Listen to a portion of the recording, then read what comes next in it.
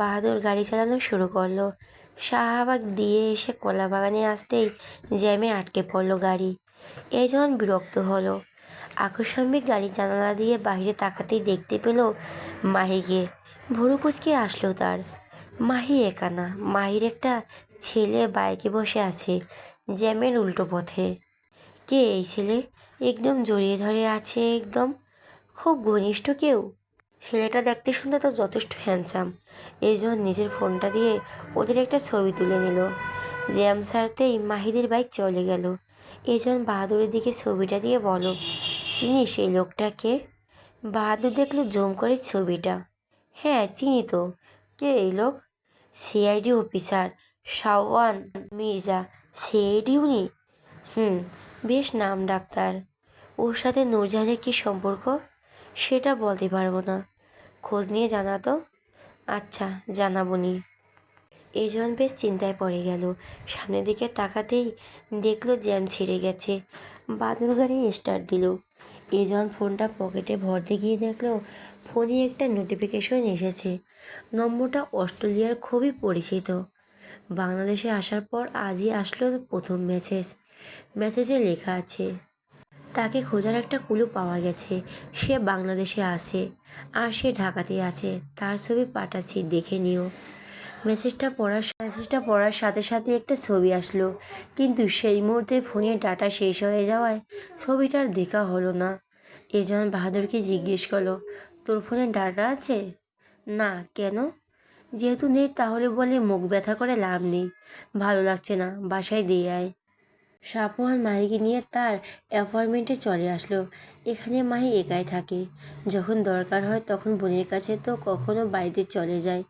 অ্যাপার্টমেন্টের গেটের সামনে বাইক থামাতেই মাহি বাইক থেকে নেমে পড়ল। শাপওয়ানের দিকে তাকালো। দীর্ঘ 4 বছরের সম্পর্ক তাদের। ছেলেটা এত ভালো, এত কেয়ারিং, যা বলার বাহিরে। আসছি তাহলে। শাপওয়ান বাইক থেকে নেমে মাহির কাছে আসলো। 2 হাত মুঠোয় নিয়ে বলল, সাবধানে থাকবি মাহে। কোনো সমস্যা হলে আমায় জানাবে। আর পরিশেষে ভালোবাসি তোমায়। মাহি স্মিথ হাসলো। শাপওয়ানের গালে হাত রেখে বলল, আমিও তোমায় ভালোবাসি শাপওয়ান। কোনো সমস্যা হলে অবশ্যই তোমায় জানাবো।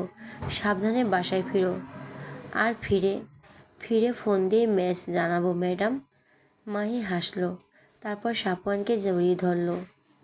শাপওয়ান মায়ের চুলের বাজে হাত রেখে বলল, আমাদের এবার বিয়েটা করে নেওয়া উচিত মাহি। মাহি কিছুটা চুপ হয়ে গেল বিয়ের কথা শুনে। মাহির রেসপন্স না পেয়ে শাপওয়ান ফের বলল, কি হলো শুনছো? কি বললাম? শুনলাম। তোমার কি মতামত? আমি রাজি। শাপওয়ান মাহির কপালে চুমু খেলো। তারপর বলো, বাসায় যাও তাহলে। মাহি একবার শাপওয়ানের দিকে তাকিয়ে অ্যাপয়েন্টমেন্টে চলে আসলো। এসে মাহি আগে ফ্রেশ হয়ে নিল। তারপর ব্যালকনিতে বসে ল্যাপটপটা খুলতেই নোটিফিকেশন আসলো। মাহি দেখলো ইমেলে অনেকগুলো নোটিফিকেশন এসে জমা হয়েছে। সেগুলোর ভেতরে কয়েকটা দেখেই এক একটায় চোখ আটকে গেল।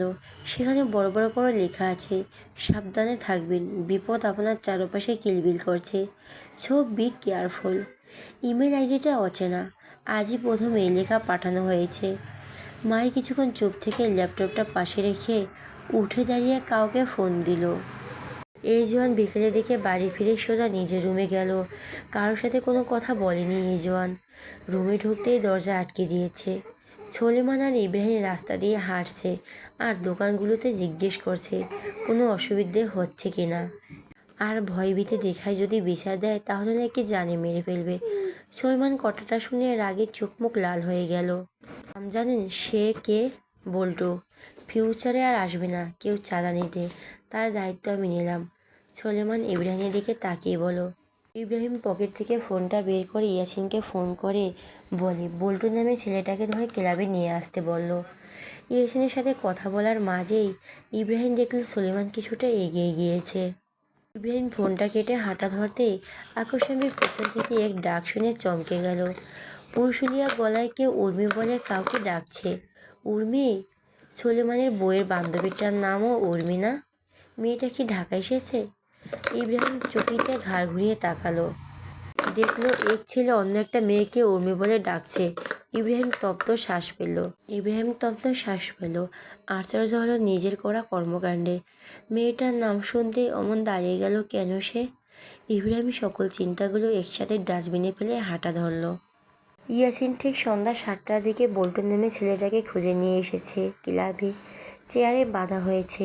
সুলেমান এসে আগে এ রুমে ঢুকলো। মোটাসোটা খাটো এই ছেলে। সুলেমান চেয়ারে বসেই আগে ছেলেটার গালে চড় দিয়ে বলল, চাঁদা কেন তুলেছিলে? বল্টু নামের লোকটা ভয়ে কেঁদে দিয়ে বলল, ভাই মাফ করে দেন, আর হবে না। কতদিন ধরে চাঁদা তুলেছিস? 3 মাস। আর আমি আজ জানতে পারলাম শালা মারবে এখানে, তোর লাশ পড়বে গিয়ে কবরে। খাটা মইনিসের শয়তানি বুদ্ধি এমনি বলে না লোকে। 3 মাসে কত টাকা নিয়েছিস? 70,000। 70,000কে 3 ডাবল কর, কত হয়? 2,10,000। এই টাকাগুলো কালকের মধ্যে ওই লোকগুলোকে দিয়ে দিবি। ভাই এত টাকা কই পাবো? জানের দাম বড় নাকি এই টাকা বড়? বল্টু ভয়ে ঢোক গিলে বলল, আমি দিয়ে দিব ভাই টাকাগুলো। দয়া করে আমাকে ছাইড়া দেন। ইয়াসিন, ওরে ছেড়ে দে, আর ওর সাথে গিয়ে টাকাগুলো নিয়ে ওই দুস্থ লোকজনের দিয়ে দিবি। ওর কর্ম করে খায়, আর তোরা মাদার সারাদিন ভাইগিরি করে সাধারণ মানুষের টাকা লুটপাট করিস। এবারের মতো লাস্ট ওয়ার্নিং দিলাম। দ্বিতীয়বার নজর বার খবর আসলে তো সোজা জানে মেরে মাটি চাপা দিয়ে রেখে দিব। বলে রাখলাম, তোর লাস্ট দূরে থাক, তোর অস্তিত্বটাও খুঁজে পাওয়া যাবে না পৃথিবীতে। ইয়াসিন বল্টুর হাতে পায়ের বাঁধন খুলে নিয়ে বক গেল। রাত 12টার দিকে রুম থেকে বের হলো এই জোয়ান, আর বের হয়ে সোজা বাবার রুমে ঢুকলো। বাসার সুলতান ফোনে কারোর সাথে কথা বলছিলেন। ছেলেকে নিজের রুমে দেখে ফোন কেটে বলল, কিছু বলবি? হ্যাঁ। কি বল? তরিকুলের মাইয়াডারে চিনো? কোন তরিকুল? ধানমন্দির? ও হ্যাঁ, মনে পড়েছে। ওর তো একটা মেয়ে আছে চালি, শাকিলের মেয়ে। আমি ওর কথা বলি নাই, নূরজাহানের কথা বলছি। কে নূরজাহান? তরিকুলের মেজো মেয়ে। আমার জানা মতে তো ওর এক মেয়ে এক ছেলে, আর ছেলেটা দ্বিতীয় ঘরের। না, ওর 2 মেয়ে 1 ছেলে। আর ওই বেড়া 2 বিয়ে করেছিল? হ্যাঁ। প্রথম বউ কোথায়? শুনছি মারা গেছে, তারপরে তো দ্বিতীয় বিয়ে করেছে। 2 বিয়ে করুক আর 3 বিয়ে করুক, ওর বাপের বিয়ে নিয়ে আমার কোনো মাথা ব্যথা নাই। আমার ওই নূরজাহানকেই লাগবে। ওর বাপের সাথে কথা বলো। মাথা ঠিক আছে তোর? আছে ঠিক। তাহলে এইসব আবোল তাবোল বকছিস কেন? আবোল তাবোল বকি নাই। আমি বলছি ওই মাইয়ারে আমার লাগবে, মানে লাগবে, ব্যাস। আর কোনো কথা না। ভাইজানের সাথে কথা বলো, বলো প্রস্তাব নিয়ে যাইতে। যদি না পারো তোমরা প্রস্তাব নিয়ে যাইতে, তাহলে বলতে পারো আমি নিজেই নিয়ে যাব প্রস্তাব। হঠাৎ বিয়ে করার ভূত উঠলো কেন মাথায়? কি হয়েছে? আমি বড় হয়েছি, আমার বউ লাগবে। তোমার বাপ হিসাবে কর্তব্য ছেলের বিয়ে দেওয়ার। জেরা করা না। তুই তো বিয়ে করতে চাসনি কখনো। বিয়ের নাম শুনলেই নাক ছিটকাতি। রুচি বদলাইছি, এত কথা বললো না। মেজাজ খারাপ আছে। কালকের ভিতরে ওই তরিকুলে যেন ওই বাড়ি বসার ঘরে দেখি। ওই মেয়েরে বিয়ে একমাত্র আমার সাথেই হবে। যদি রাজি না হয়, তাহলে মেরে বুড়িগঙ্গা নদীতে ভাসিয়ে দিবে। ওর বেঁচে থেকে লাভ নাই। কথাটা বলে এজওয়ান চলে গেল। রাত 1টার দিকে বাড়ি ফিরে সুলেমান চাচাকে বসার ঘরে এখনও জেগে থাকতে দেখে জিজ্ঞেস করলো, এখনও এখানে যে ঘুমায়নি কেন? তোর ভাই তো আমার ঘুম কেড়ে নিয়েছে সুলেমান। আবার কি করলো? বিয়ে করতে চাইতেছে তো দাও বিয়ে করিয়ে। কারে করতে চায় জানিস? তরিকুলের মাইয়ারে। তাদের সমস্যা কি? পরক্ষণই সুলেমান ফের বলল, ওই মেয়ে না বিবাহিত? বিবাহিত মেয়েকে বিয়ে করতে চাচ্ছে এ জোয়ান? তরিকুলের আরেক মেয়ে আছে যেটা আমরা জানি না। ওইটারে কই যেন দেখছে, আর আজ বলতেছে ওই মেয়েরই বিয়ে করতে চায়। কথা বলে দেখো। আমি আসছি এখন, ভীষণ টায়ার্ড। ইব্রাহিম বাসায় ফিরে দেখলো ইমন বসে আছে সোফায়। আগের তুলনায় এখন সুস্থ অনেকটা। ইব্রাহিম সামনের সোফায় বসে বলল, কেমন আছো এখন? জি ভাইয়া, ভালো আছি। খেয়েছো? হ্যাঁ। পরিবারের সবাই ভালো আছে? হ্যাঁ, সবাই ভালো আছে। গত 30 তারিখে আমার বোনের রেজাল্ট বের হয়েছে। কিসের? এইচএসসির। ও, রেজাল্ট কি? জি, 4.92। রেজাল্ট তো ভালোই। ওই আর কি। তোমার বোনকে শুভেচ্ছা জানিও। তা কলেজে পড়াবে? জি, ইচ্ছে আছে বোনকে পড়াশোনা করানোর অনেক দূর। গুড, কোনো হেল্প লাগলে আমায় জানাবে, লজ্জা পাবে না। ইমন বিনিময়ে কিছু বলল না। তার কারো সাহায্য চাইতে নিজেকে ছোট লাগে, সেই জন্য তো ঢাকায় এসে না খেয়ে থেকেছিল, তারপরও কারো কাছে সাহায্য চায়নি। মেহরিন নিজের রুমে পড়ার টেবিলে বসে আছে। বাইরে চাঁদের আলো, সামনে নীল রাঙা ডায়েরি আর চায়ের কাপ। কিছু একটা লিখেছে আসছে। এই বাড়ি আসার পর থেকে রুমাইছা, আপিয়া, সুলতান নিয়ম করে রোজ দুবার ফোন দিয়ে কথা বলে। মেহরিনের দাদা শ্বশুর মেহরিনের চাকে খুব মিস করেছে। সুলেমান বলে ফোন করে জানিয়ে দিয়েছে মেহরিনকে কলেজে ভর্তি করানোর কথা। মহাদেবপুরের সবচেয়ে ভালো কলেজে ভর্তি করানো হবে। মেহরিন চুপচাপ শুনছে সে কথা। কথার ছলে তো রুমাইছা বলেই দিয়েছিল সলেমান নাকি সেদিন মেহরিনকে তালাক দিতে এই বাড়িতে এসেছিল। কথাটা শোনার পরই মেহরিনের শরীর বেয়ে এক অজানা ব্যথা প্রবাহিত হয়। তার স্বামী তাকে তালাক দিতে এসেছিল, কিন্তু কেন? আর এসেছিল যখন, তাহলে বলল না কেন সে কথা? সুলেমানের সাথে কি সংসার করা হবে না মেহরিনের এই জন্মে? তাকে যে মনের অন্তঃস্থলে খুব বাজেভাবে জায়গা দিয়ে ফেলেছে মেহরিন। মেহরিন তো পড়াশোনা করার পাশাপাশি সংসারও করতে চায় তার এমপি সাহেবের সাথে। সব মেয়েরই তো স্বপ্ন থাকে তার একটা সংসার হবে, একটা কাছের মানুষ থাকবে, যার কাছে নির্দ্বিধায় মনের অবাক্ত কথাগুলো বলতে পারবে। দিন শেষে বুকে মাথা রাখলে শান্তি মিলবে। মেহরিন তো সেসব মেয়ে ব্যতীত নয়। মেহরিন সর্বদা এই দোয়া করে, আল্লাহ কি মেহরিনের এই দোয়া পূরণ করবে না? মেহরিনের বুকে ভার হয়ে আসে। নাম্বারটাও নেই তার, যে ফোন দিয়ে জিজ্ঞেস করবে। এই জন্য কি সে বারবার বলেছিল সংসার করবে না? সংসার তো জোর করে করা যায় না। মেহরিন চেয়ার ছেড়ে উঠে জানালার কাছে এসে জানালার শেক ধরে মাথা ঠেকিয়ে বেলি ফুলের গাছের দিকে চেয়ে আছে। রাতটা তার এভাবেই কেটে গেল জানালার সামনে দাঁড়িয়ে থেকে। সুলতান বিলা থেকে কিছুটা দূরে সুলতানদের নিজস্ব ফার্ম হাউস। এই ফার্ম হাউসে গরু পালা হয়। বাসার সুলতান ফার্মে ঢুকলো। 16টা গরু একে একে গাড়িতে তোলা হচ্ছে। সবগুলো দেশি গরু। গরুগুলো কাঙ্ক্ষিত জায়গায় পাঠানো হবে আজ, এবং সেই গরুগুলো ঈদের আগ দিয়ে গাবতলীর হাটে বিক্রি করবে গরুর বর্তমান মালিকরা। বাসার সুলতান ফার্মের দেখভাল করে রফিককে কিছু টাকা দিল। ট্রাকটা চলে যেতেই সে বাড়ি আসলো। মির্জা বাড়িটি টিএসির কাছাকাছি। শাওফানের বাবা শামসুল মির্জা একজন ঢাকা বিশ্ববিদ্যালয়ের কেমিস্ট্রি শিক্ষক, খুবই বিচক্ষণ বাছবিচার করা মানুষ। শাওয়ান খাবার খেতে খেতে তার বাবা শামসুল মির্জাকে বলেন তার আর মাহির বিয়ের কথা। শামসুল মির্জার বেশ বিরোধিতা এই মেয়ে নিয়ে। এই মাহি নামের মেয়েটা যে কি না দেশ বিদেশে ঘুরে লাপাত্তা হয়ে যায় কদিন পর পর। এমন এক মেয়েকে সে ছেলের বউ বানাবে? কখনই না। এই মেয়ের বাবাকেও সে তো আজ অবধি জানে না। শামসুল মির্জা বংশ পরিচয় কে? সাফওয়ান বাবাকে চুপ থেকে ফের বলল, কিছু বলেছি বাবা, শুনেছ কথা? শুনলাম। তুমি আমাকে বিয়ের কথা কেন জানাচ্ছ? তুমি বাবা আমার, তোমাকে জানাবো না তো কাকে জানাবো? তুমি তো আমার গার্ডিয়ান। আমার পছন্দ না মাহিকে। সাফওয়ান, ও মেয়ের বাপকে আজ পর্যন্ত দেখলাম না। 4 বছরে মাত্র দেখেছি 2বার, আর বাকিগুলোর দিন তার খোঁজখবর পাওয়া যায় না। সে কী এমন করে যে নেটওয়ার্কে তাকে পাওয়া যায় না? বাবা, মাহি একজন ট্রাভেলার। ও নানা জায়গায় যায়, অফবিট লোকেশন, পাহাড়ি ট্রেইলর, ট্রাইবাল এরিয়া, এমনকি গভীর জঙ্গলে। অনেক সময় ও নেটওয়ার্কবিহীন জায়গা থাকে দিনের পর দিন। আর ওর বাবাকে সেটা আমি জানি। কে সে? তরিকুল চৌধুরী। তরিকুল চৌধুরী গ্রুপ অফ ইন্ডাস্ট্রির মালিক।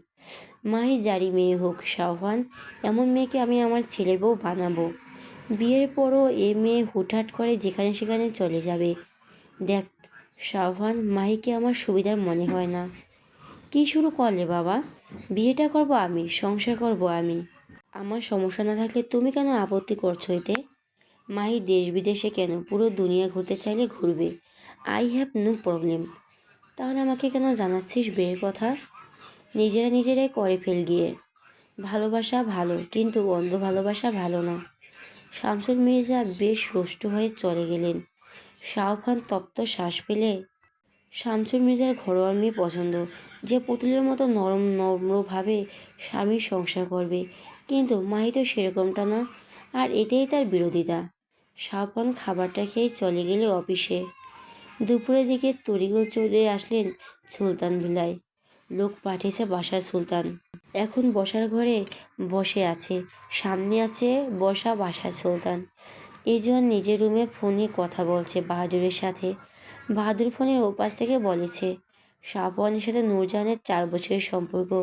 শোনা গেছে তারা একে অপরকে ভালোবাসে। কিন্তু শাহফানের বাবা শামসুল মির্জা নূরজাহানকে পছন্দ করে না। নূরজাহান খুবই কম বলে দেশে থাকেন। এই জন্য চুপচাপ সব শুনল। কপালে 2 আঙ্গুল দিয়ে সেলাইট করতে করতে বলো, এই মেয়ের নামের সাথে তার কার্যকলাপের কোনো মিল নেই। নূরজাহান মেয়েরাই হয় নম্র, শান্ত, সভ্য। এই মেয়ে তার বিপরীত। নূরজাহান নাম তার শুধু সার্টিফিকেটে, ডাকনাম মাহি, মাহি চৌধুরী। এজন বাঁকা হাসলো এবার। Now the name, sweet the character. রাখছি, শ্বশুরমশাই এসেছে, বিয়েটা পাকা করে আসি। এজন ফোনটা পকেটে ঢুকিয়ে নিচে আসলো। তরিকুল চৌধুরীর সামনে বসে বলল, এই জন্য আপনাকে ডাকা হয়েছে mister Tarikul Chowdhury. I want Mahi at any cost. Tarikul Chowdhury ভোরু কুচকালো এই জনের কথায়। এ ছেলে কে বলছে মাহিকে চাই মানে? ঠিক বুঝলাম না। না বোঝার মতো তো কিছু বলিনি। বলেছি আপনার মেয়েকে আমার চাই। তরিকুল চৌধুরী নড়েচড়ে বসে বলল, কিসের জন্য? বেট। তার আগে এইজন তরিকুল চৌধুরীর করে থামিয়ে বলল, নো মোর এনি ওয়ার্ডস। আমি বিয়ে করতে চাই আপনার মেয়েকে। সরি টু সে, কিন্তু মাহির কোনো বিষয়ে আমি হস্তক্ষেপ করি না। সে তার নিজের মর্জিতে চলাফেরা করে। আমার আর তার মধ্যে আকাশ পাতাল দূরত্ব। আপনাকে হস্তক্ষেপ করতেও বলা হয়নি, জাস্ট জানানোর জন্য ডাকা হয়েছে। আর শুনলাম আপনার মেয়ে কোনো এক সিআইডির সাথে বলে প্রেম করেছে। জানি না। কোন বাল জানেন তাহলে মেয়ের বিষয়ে? এজনের মুখে এমন বাক্য শুনে রাগ হলো তরিকুলের, কিন্তু মুখে তা প্রকাশ করলো না। একবার বলেছি ওর বিষয়ে আমি তেমন কিছুই জানি না। ও আমার বাবা হিসাবে মানে না। আপনাকে কি মানে না মানে আই ডোন্ট কেয়ার। আপনার মেয়েকে কাল নিজের বাসায় যে করে হোক রাখবেন। আমার বাপ আর ভাইজান দেখতে যাবে। সুন্দর মতো শাড়ি পরিয়ে বসিয়ে রাখবেন। এটা আমার পক্ষ সম্ভব হবে না। সম্ভব না হলেও সম্ভব করতে হবে। একটা মেয়ে এতটাও বাপ হেটার হয় না।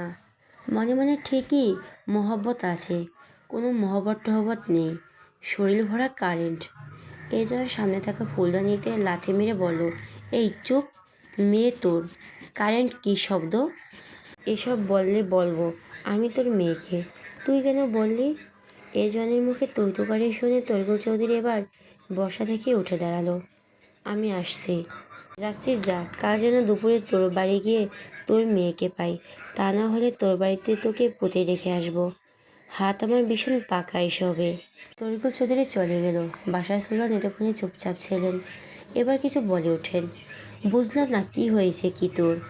ওই মেয়ের মাঝে কি আছে? ওই মেয়েতে শুনেছি প্রেম করে, তাহলে? বিকজ আমার তাকে লাগবে। কিসের জন্য লাগবে তোর?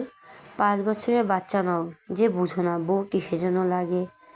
এতদিন বউ ছাড়া ছিলে না? ছিলাম, কিন্তু এখন আর থাকতে পারছি না। তাই ছেলের বিয়েতে বাধা দেওয়ার চেষ্টা করো না। নিজে নিজের মতো বাঁচো আর আমাকে আমার মতো বাঁচতে দাও। এই জন চলে গেল। তরিকুল চৌধুরী বাসায় এসে চিন্তায় পড়ে গেল। এই ছেলে যখন এই কথা বলেছে মাহির কথা, মাহিকে যে করেই হোক এ বাড়িতে আনতেই হবে।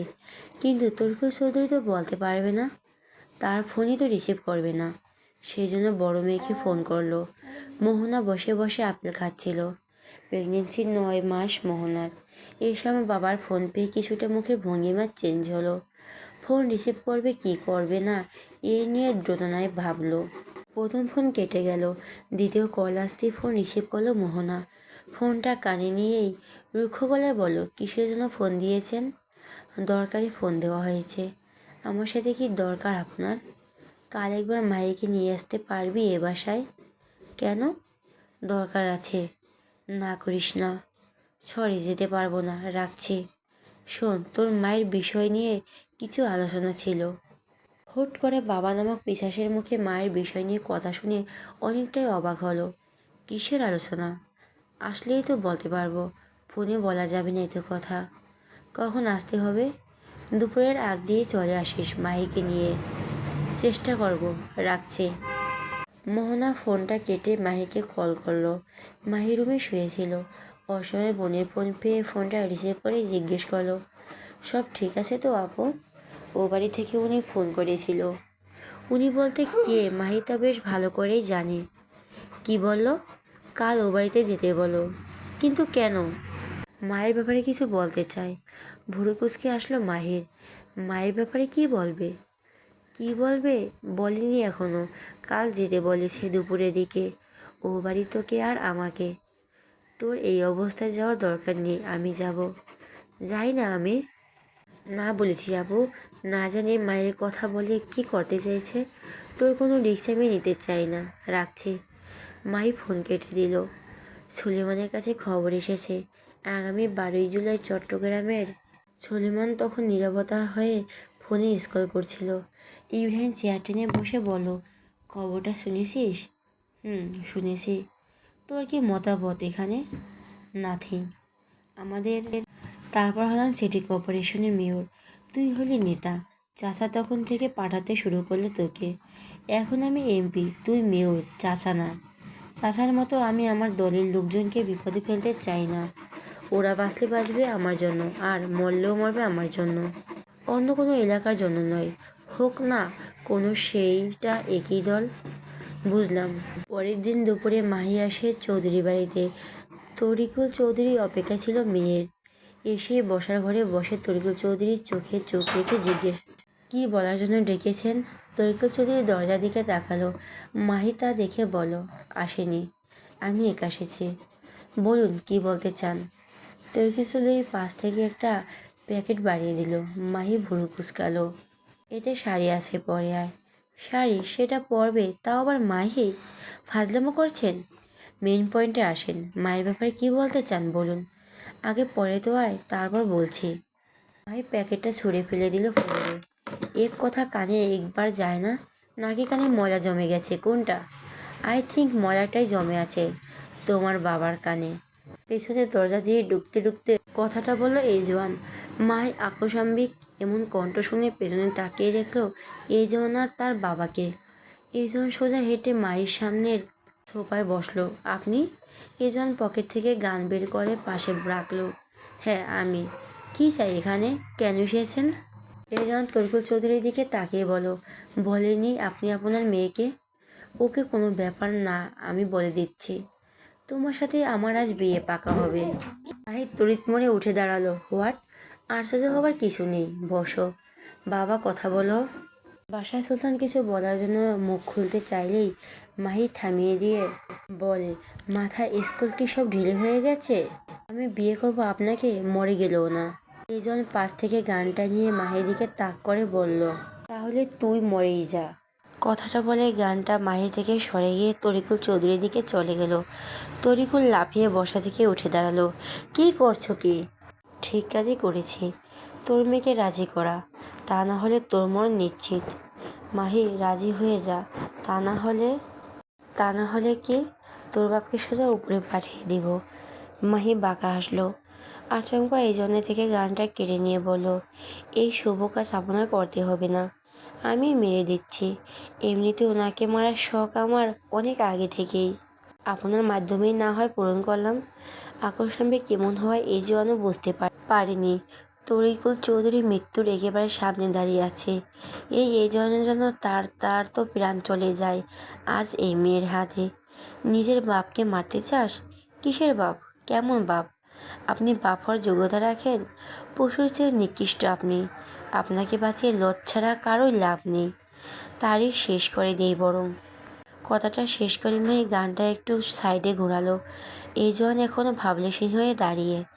এজন ভাবছে মাহি নিজের বাপকে মারবে না, কিন্তু এজনের সকল চিন্তা ভাবনাকে জাস্ট তড়ি মেরে উড়িয়ে দিয়ে গুলিটা মাহি করেই বসলো।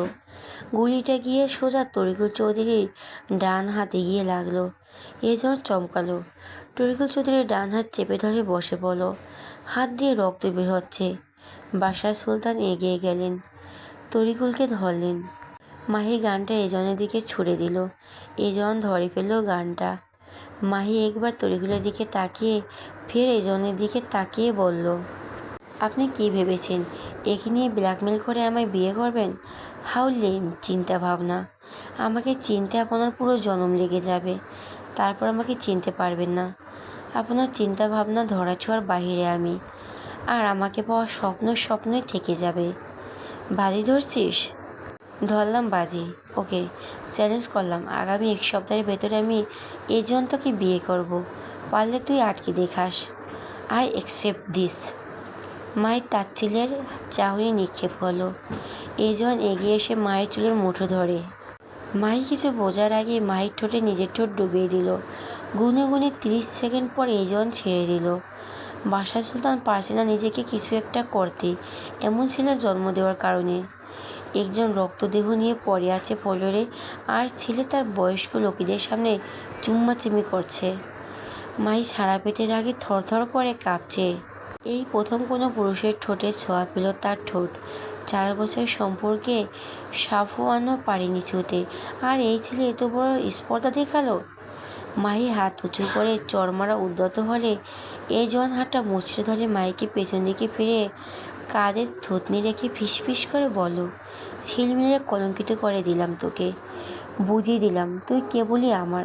তোকে পেতে যা যা করা লাগবে আমি এজন সব করব। তোকে আমার পায়ের কাছে এনে ফেলবো পরমিস। যা এখন। 1 সপ্তাহ পর যত পারিস মুক্ত হয়ে উড়ে নিস। 1 সপ্তাহ পর তোকে খাঁচায় বন্দি করে রাখবো, যেভাবে বন্দি করে রাখে পোষা প্রাণীকে। কথাটা শেষ করে মাইকে দূরে সরিয়ে দিল এজওয়ান। মাইকে খাঁচায় বন্দি করা তো সহজ না মিস্টার এজওয়ান সুলতান। আপনাকে আমি দেখে নিব, রাস্তায় নিয়ে দাঁড় করাবো, জাস্ট ওয়েট অ্যান্ড ওয়াচ। মাই একবার সবার পানে তাকিয়ে চলে গেল। বাদশা সুলতান বললেন, তরিকুলকে হসপিটালে নিতে হবে, রক্ত বের হচ্ছে। এজন বিরক্ত হয়ে বলল, মরে তো আর যাচ্ছে না, ডক্টরকে টেস্ট করে দিয়েছি, চলে আসবে। এখন চলো তুমি। এজন চলে গেল। বাদশা সুলতান তরিকুল চৌধুরীকে সোফায় বসিয়ে চলে আসলো। বেচারা তরিকুল চৌধুরী রেকর্ড করে বসলো, মেয়ের হাতে গুলি খেয়ে। বাদশা সুলতান গাড়িতে এসে বসে এজওয়ানের দিকে রাগী দৃষ্টি নিক্ষেপ করে বলল, এই তোর রুচির নমুনা। এমন এক বেয়াদব মেয়েকে বিয়ে করতে চাইছিস যার সাথে তোর সাপে নেউলের সম্পর্ক। এজওয়ান গাড়ি স্টার্ট দিয়ে বলল, সম্পর্ক যেমনই হোক আমার ওকেই চাই, আর বিয়েটাও ওকেই করতে চাই। একদম না, এমন মেয়ে সুলতান পরিবারের বউ হতে পারে না। কে আটকাবে? তুমি আটকে দেখাও পারলে। বিয়ের মতন একটা জিনিস এভাবে জোর করে হয় না এজওয়ান। কি হয় আর কি হয় না এসব জ্ঞান তোমার থেকে শুনতে চাচ্ছি না। আমার বিয়েতে তোমাকে বলা কাউকে লাগবে না, জাস্ট দূরে থাকো। ওই মেয়েকে আমি এজওয়ান আমার ঘরে ঘরণী করেই রাখবো। সুলতান পরিবারের বউ হবে, আমার হালি হালি সন্তানের মা হবে। বাদশা সুলতানের মুখ ফিরিয়ে নিল। ঠিক এ কারণে বাদশা সুলতান ছেলের উপর বিরক্ত হয়। কোনো কথা তো শুনেই না, হটকাতারিতায় একটা সিদ্ধান্ত নেয় আর সেটা করে বসে। বিকেলে মেহরিনকে নিতে আসে আমিরুল সুলতান আর রুমাইসা। শ্বশুরকে দেখে মেহরিন সালাম দেয়। আমিরুল সুলতান সালামের জবাব দিয়ে বলে, এই কয়দিন তোমার হাতের চা ভীষণ মিস করেছি মা। মেহরিন তৎক্ষণাৎই শ্বশুরের জন্য চা বানিয়ে আনে। তৃপ্তি নিয়ে চাটা খায় আমিরুল সুলতান। মোতালিব ভূঁইয়া থেকে অনুমতি নিয়ে পুত্রকে নিয়ে রওনা হয় সুলতান ভিলায়। রাতের দিকে সুলতান ভিলায় আবির্ভাব হয় ইন্সপেক্টর হাবিবের। হাবিব সুলতান ভিলায় ঢুকে এজনের নাম ধরে চিৎকার করতে থাকে। হাবিবের ডাক শুনে সুলেমান, বাদশা সুলতান, এজওয়ান ও 3 জনই নেমে আসে। হাবিব এজওয়ানকে দেখা মাত্রই এগিয়ে এসে জ্যাকেটের কলার ধরে বলল, চল।